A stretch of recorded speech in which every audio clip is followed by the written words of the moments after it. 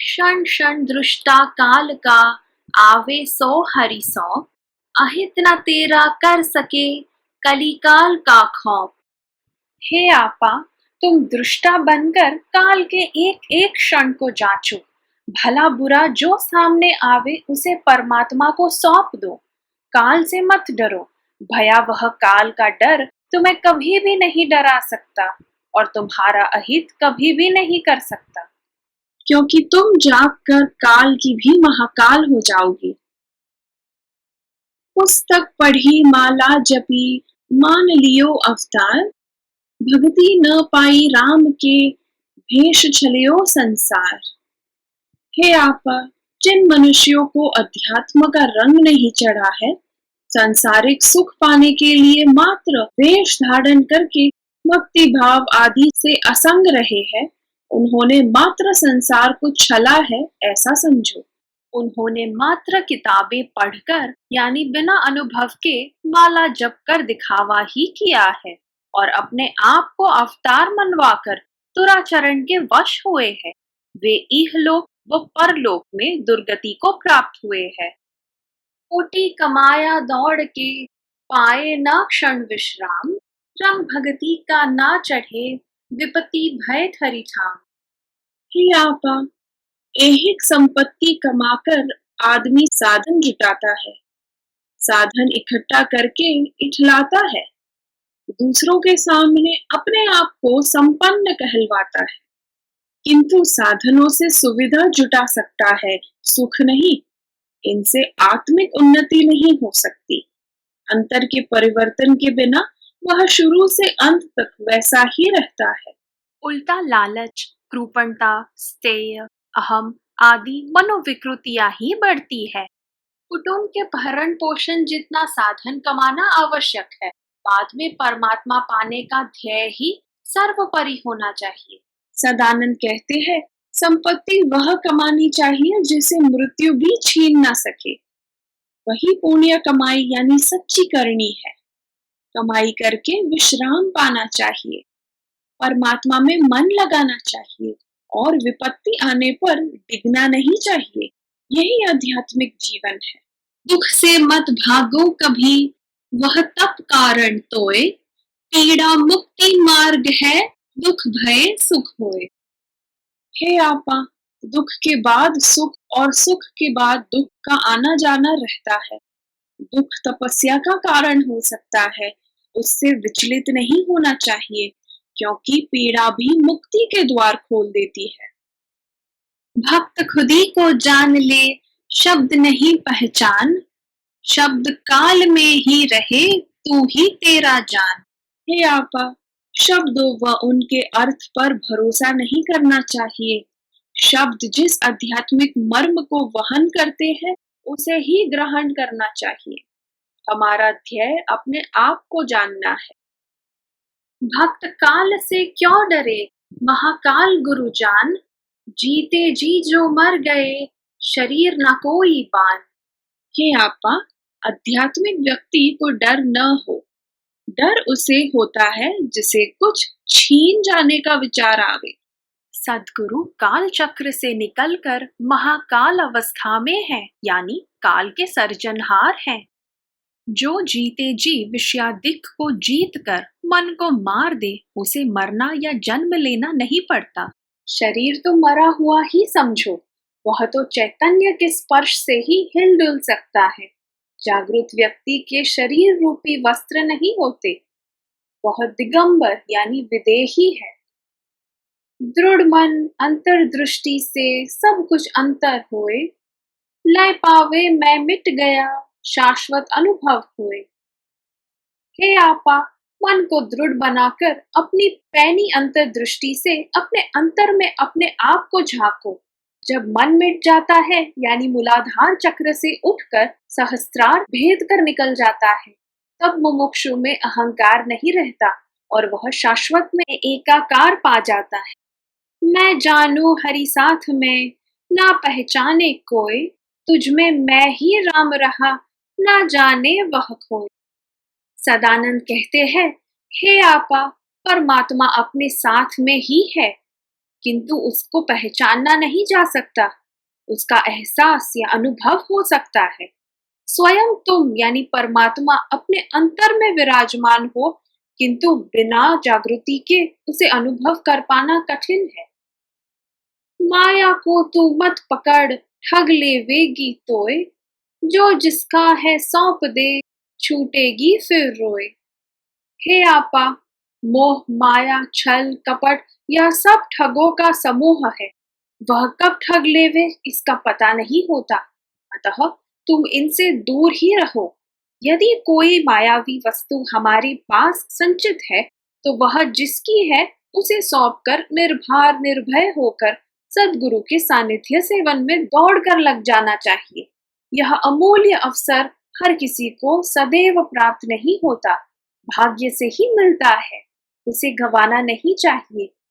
माया के छलने पर संसार रो रो कर अपना इहलोक और परलोक भी दूषित करता है। मैं मुझको पहचानता तू ना जाने तोय, जब तक हरि को ना भजे आप अजाना होए। सदानंद कहते हैं कि हे आपा, मैं तो मुझे पहचान गया हूँ यानी जागृत हो गया हूँ, किंतु तुम अपने आप को नहीं जानती, इसीलिए छोटी छोटी सांसारिक बातों व वस्तुओं से प्रभावित होती रहती हो। जब तुम्हें ऐहिक संपत्ति से बड़ी उपलब्धि यानी जागृति मिल जाएगी, तब तुम्हें संसार असार लगने लगेगा। परमात्मा पाने पर ही मुमुक्षु अपने अंतर्भाव से अनुभूत होता है।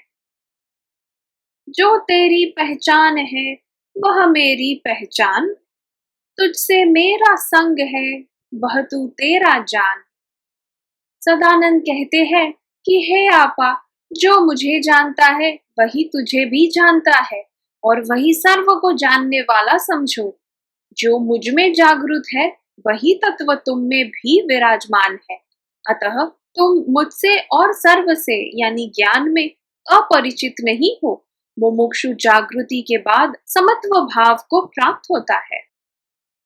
तू तुझको नहीं जानता, जग जाने सब झूठ, प्रश्न करो मत हरि भजो, आप ही बैठा रूठ। हे आपा, जब तक तुम जाग नहीं जाती तब तक तुम मुझसे और अपने आप से यानी ज्ञान में अपरिचित हो। संसार तुम्हारे बारे में जो जानता है वह सरासर झूठ है। इस विषय में यानी ज्ञान में प्रश्न करके शब्दों में प्रत्युत्तर पा लेना पर्याप्त जानकारी नहीं है। इसका उत्तर अमन और अशब्द में पाना होता है, जो तुम्हें समय पकने पर मिलेगा। अतः दुखी मत बनो, परमात्मा का सेवन करो। जब तक तू हरि ना भजे बंद ना होवे खेल, परा हरि तो मिल गए कहा द्वैत की रेल। हे आपा, तुम्हारे अपने आप को जान लेने के बाद ही परमात्मा का यह जन्म मरण का खेल पूरा हो जाएगा। अतः परमात्मा का चिंतन करो। जब प्रकृति और परमात्मा यानी रचना और रचनाकार दोनों एकत्व प्राप्त कर लेते हैं, उसे लय प्रक्रिया कहते हैं। जो सूक्ष्म रूप से पिंड यानी शरीर में और स्थूल रूप में ब्रह्मांड में हो जाती है, तब द्वैत यानी दो का भाव नहीं रहता, मात्र परमात्मा ही अवस्थित रहते हैं। स्थूल प्रक्रिया हुई भी है तो उसे कोई नहीं जान सकता, किंतु पिंड में यह प्रक्रिया अनुभव के रूप में जानी जा सकती है। यह तमाम प्राणी जगत में मनुष्य को ही सहज है। जगत जन्म की जेल में परम अजन्मा होए, लाख जन्म के बाद भी पावे सो हरि होए। हे आपा, जगत कर्म बंधन यानी जन्म मरण से बंधा हुआ है, किंतु परम तत्व यानी परमात्मा तो अजन्मा है। मनुष्य परमात्मा का चिंतन करते करते चाहे अनेक जन्मों तक देह धारण करता रहे और मृत्यु को प्राप्त होता रहे, फिर भी जिस जन्म में वह परमात्मा प्राप्त कर लेता है यानी जागृत हो जाता है, तो वही उसकी परम उपलब्धि है। परम तत्व तुझ पाई है भूला भटका होए, तू नहीं पहचाने उसे तुझ में बैठा सोए। हे आपा, जब तक तुम परम तत्व को प्राप्त नहीं कर लेती, तब तक तुम्हें यह जीवन भटकने वाला और मार्ग भ्रष्ट यानी मार्ग छूटा हुआ लगता है। जब तक अपने आप को पहचान नहीं लेती, तब तक एकदम करीब होने पर भी परमात्मा कहीं दूर भासता है। कर्म कठिन तब होई है, भव निद्रा में सोई, जगत जगावत जुग भये, मरम न जाने कोई। सदानंद कहते हैं कि हे आपा, कठिन परिस्थिति तो तब बन जाती है जब सद्गुरु किसी मुमुक्षु को जगाना चाहते हैं और वह भव निद्रा में सो जाना ही श्रेयस्कर समझ बैठता है। सद्गुरु के संसार को जगाने यानी भव निद्रा से कि इस प्रक्रिया के मर्म को जब वह नहीं समझता, तब इस प्रक्रिया के होने में अनेक जन्म बीत जाते हैं, फिर भी मुमुक्षु नहीं जाग सकता। मैं के अधीन है, मैं से न उबरे कोय, उबरे जो तू हरि भजे, मुक्ति पावे सोय। हे आपा, मैं अहंकार का प्रतीक है। जब इसका प्रयोग अपने होनेपन को निकाल देने के लिए किया जाता है, तब यह त्याज्य बन जाता है।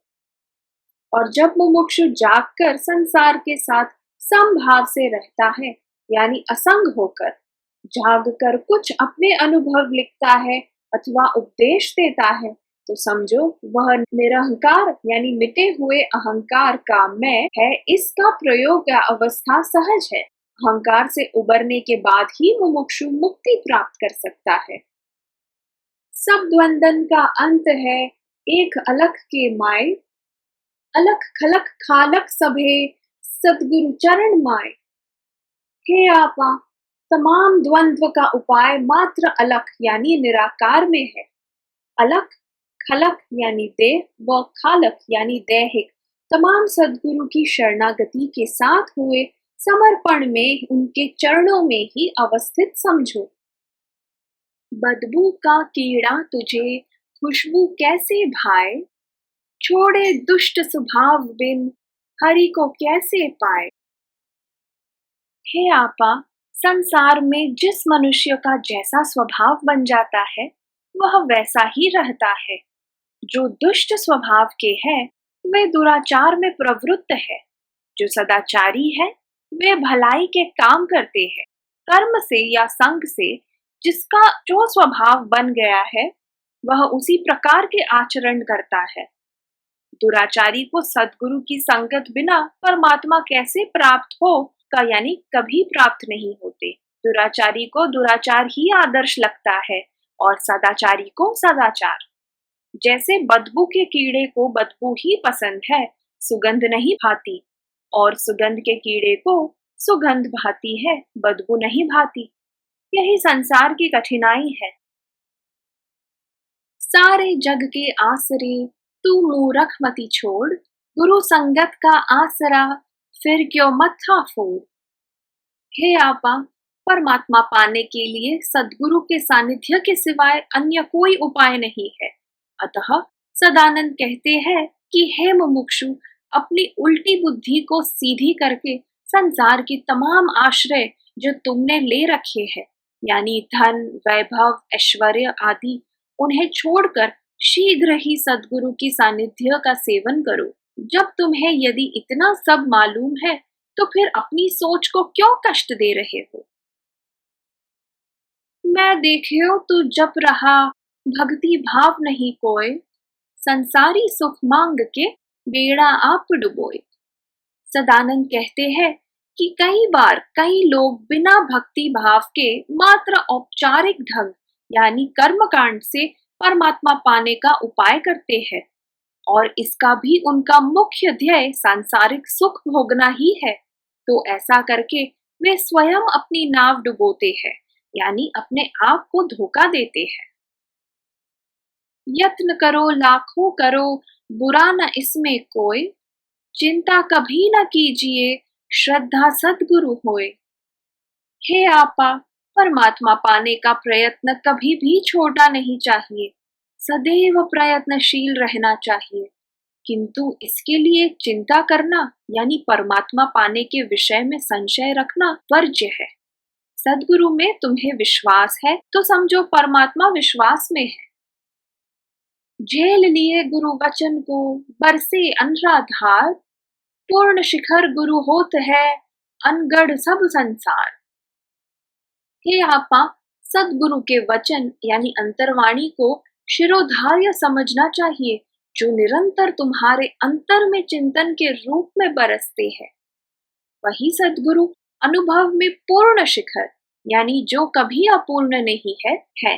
संसार अपूर्ण है, शिल्पकार के अमूर्त पत्थर की तरह ही है। तार भाव का जोड़ दे पुलकित आंसू सार, खरे भाव से हरि भजे पार पड़े संसार। हे आपा, परमात्मा के चिंतन से भाव का तार अपने अंतर से जोड़ दो। हर्षाभिभूत होकर आंसू बहाओ। अनन्य भाव से परमात्मा का चिंतन करने पर संसार अवश्य छूट जाता है। जन्म मरण नहीं हाथ में, कठपुतली का खेल, खेल खिलावन हरि मिले, हो सद्गुरु से मेल। हे आपा, संसार तो कठपुतली का खेल है, उसकी डोर परमात्मा यानी खेल खिलावन हार के हाथ में है। जब सद्गुरु मिले हैं तो जन्म मरण के रोग से मुक्त होकर परमात्मा प्राप्ति में जुट जाओ। प्रकृति अपने काम सब धीरज से करी लई, कृपा सिंधु कृपा करी भार जगत हरि लई।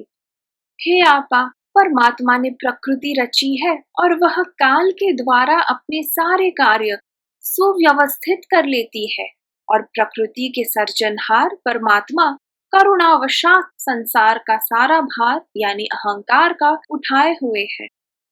बुद्धि बल है अति निबल, कढ़े बाल की खाल, सफल होए मालिक बने निफल होए बेहाल। हे आपा, बुद्धि तो निर्बल है, इसीलिए वह मैदान में यानी जाहिर में न आकर सार असार का छोटा छोटा विवेचन भी कर लेती है। उसे अपने कार्य का गुमान यानी अभिमान होने से वह मालिक बन जाती है, और जब अपने कार्य में निष्फल बन जाती है तब बेहाल यानी बेसहारा हो जाती है। अतः उसका अपने आप में कोई अस्तित्व नहीं है, वह भी मन देह की तरह नश्वर है, इसलिए उसके अधीन नहीं होना चाहिए। भक्ति भाव अरु त्याग सब ध्यान योग जप दान, दशम द्वार को खोल कर समझावे गुरु ज्ञान। हे आपा, मात्र भक्ति त्याग तपस्या ध्यान योग जप दान आदि उपायों से ही परमात्मा नहीं मिलता। जब तक कि सद्गुरु की समझाई ज्ञान की बातें कोई समझ नहीं लेता। सद्गुरु मूलाधार चक्र से उठे हुए मन यानी ज्ञान से को दशम द्वार यानी सहस्त्रार से मार कर निकाल देते हैं, तभी ज्ञान की प्रक्रिया पूर्ण हुई समझो। मन ही तो अज्ञान है, मन वृत्ति संसार, अहंकार मन की गति पूछ लीजिए सार। हे आपा, देह मन बुद्धि यह सब वृत्तियां है और अहंकार रूप है। जब तक यह शांत व स्थिर नहीं हो जाती तब तक ज्ञान प्राप्त नहीं होता। किंतु यही मन अहंकार छोड़कर जब परमात्मा पाने की ठान लेता है तब वह पाकर रहता है। उसे उधर दौड़ने आता है तो इधर भी दौड़ना उसके लिए लाभप्रद बन जाता है। यही संसार का सार है। भूत भविष्य विचार है, आज न कोई विचार, जो होना सो होएगा, कर ले आंखें चार। हे आपा, संसारी को संसार के कायदे यानी कानून का भी अमल करना चाहिए। वैवाहिक जीवन से तृष्टि मुक्ति मिलती है तो ऐसा करने में कोई कठिनाई नहीं। संसार में रहकर सब कार्य करते रहते जल कमलवत असंग भाव से अध्यात्म सेवन करना है। व्यर्थ के भूत भविष्य के विचारों को छोड़ देना चाहिए। आज ही सत्य है, उसी को साधो। बिना समर्पण ना मिले, छोड़ गुरु की आस, लख 84 फिर मुए, भावे तो हरि पास। हे आपा, यदि मुमुक्षु में समर्पण भाव नहीं है तो उसे सद्गुरु से ज्ञान प्राप्ति की आशा छोड़ देनी चाहिए, और ऐसा करने से वह पुनः 84 लाख योनियों में घानी के बैल की तरह जन्म मरण के चक्कर में घूमता रहता है। भाव है, समर्पण है, तो परमात्मा अपने निकट ही समझो।